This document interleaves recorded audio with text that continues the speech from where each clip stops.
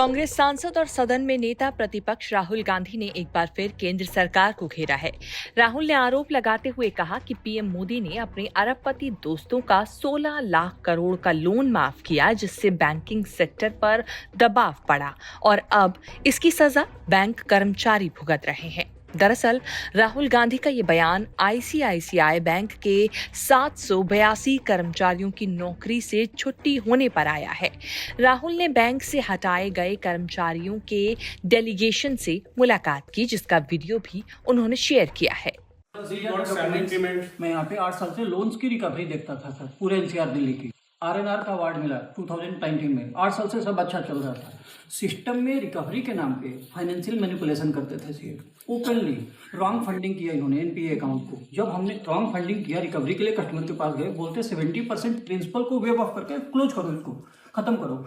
मैंने simple raise किया sir, 2014 में फंडिंग किया, that loan all goes to NPA in 2016 में ऑल लोन्स को अवॉइड करके पहला आउटस्टैंडिंग एज इट इज खड़ा है, डिफॉल्ट है।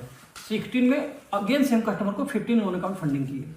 फिर हमने बोला कि अगर 2016 में एनपीए अकाउंट को फंडिंग किया, आरबीआई की गाइडलाइन तो ऐसे नहीं बोलती है, तो क्या आपने उनको बताया आरबीआई को?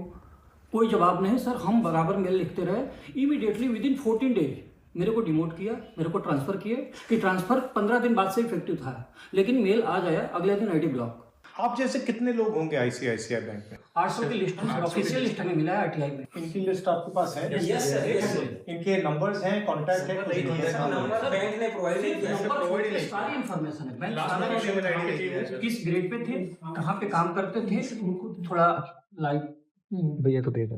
जैसे they are controlling all the levers of the government, जैसे रिटायर्ड आईएएस आईपीएस या फिर जो लेबर वाले डिपार्टमेंट के, ये सब उनके नॉमिनीज काम करते हैं रिटेनरशिप पे। रिटायर होने के बाद उनका मेन काम ये होता है कि ऐसे जब हम लोग वो करें कोई केस, तो बैंक के इंटरेस्ट को प्रोटेक्ट करें, इसलिए वो डरते नहीं है सर। आप लेबर जाओगे तो कोई ना कोई जो रिटायर्ड बंदा जो लेबर से आया हुआ है उनके पास, वो जाके इन्फ्लुएंस कर देगा। They influence each and every channel that govern the bank. Social media हम संपर्क कर रहे हैं कि हमारी बात को आवाज उठाओ। इतने लोग डेली नहीं उठा ले रहे। एक मीडिया को हम लोग 15 दिन फॉलो किए, सारा डिटेल लिया, प्रूफ लिया, एविडेंस लिया। नहीं होगा।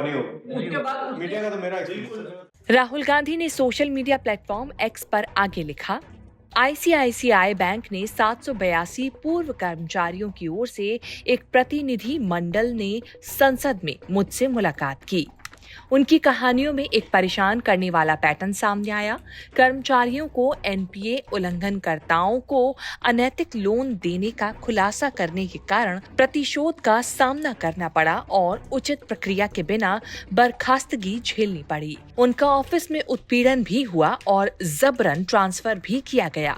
बीजेपी सरकार के आर्थिक कुप्रबंधन की मानवीय कीमत चुकानी पड़ रही है। ये चिंता का विषय है, जो देश भर के हजारों ईमानदार कामकाजी पेशेवरों को प्रभावित करता है। कांग्रेस पार्टी इन कामकाजी वर्ग के पेशेवरों के लिए न्याय की लड़ाई लड़ने और कार्यस्थल पर इस तरह के उत्पीड़न और शोषण को समाप्त करने के लिए इस मुद्दे को पूरी गंभीरता से उठाएगी।